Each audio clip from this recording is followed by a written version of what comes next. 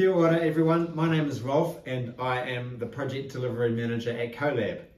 If you are watching this, then presumably you are attending the inaugural Rata Spaces in Places Forum.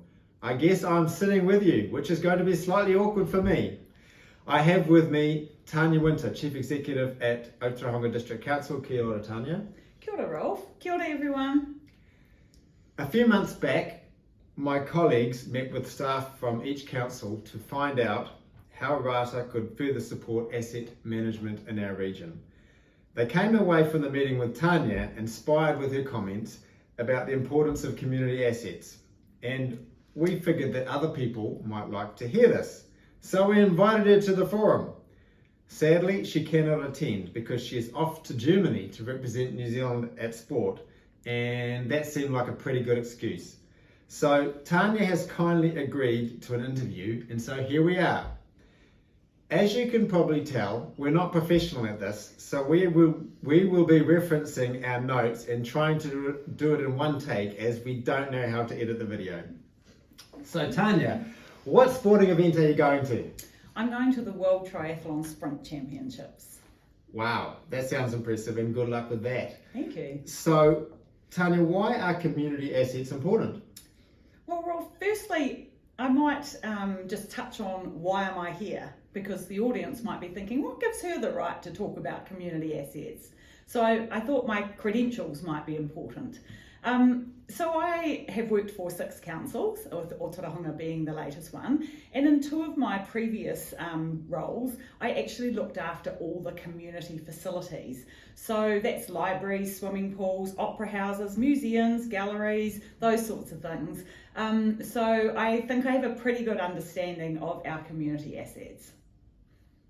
And so I think for me, community assets, while we might like to think of them as bricks and mortar, I tend to think of them as people and what people do in our community assets and how they encourage social connection and I guess enhance community well-being.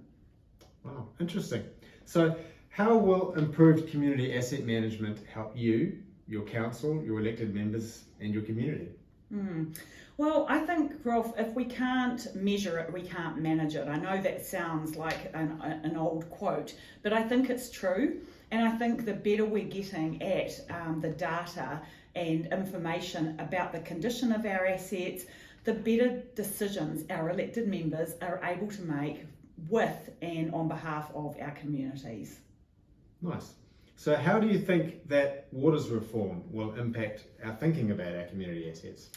Well, I don't know about other councils, but at ours, the community facilities part of our organisation has kind of fallen to the bottom of the pile in terms of priorities around asset management, while Three Waters and roading and that have kind of been the priority areas. So I really think that Three Waters reform is going to lift our community assets priorities up the scale. Makes sense. Is there anything happening at ODC that you can share with us? Yeah, well, this year we signed off our Otorohanga Town Concept Plan, which is a spatial plan for our town, and we're in the middle of engaging with our community on the Kawhia Aotea and rural concept plans. And they are largely centred around how we bring our community assets to life.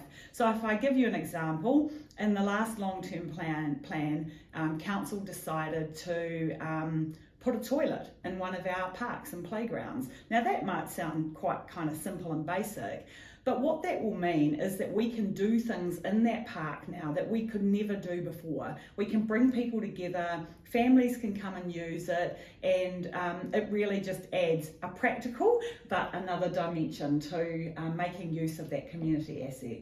Wow, sounds great. Well, that's all my questions. So thanks for talking to me and to us today, and good luck with the triathlon champs. Thank you, and I hope you have a wonderful hui. Ka kite.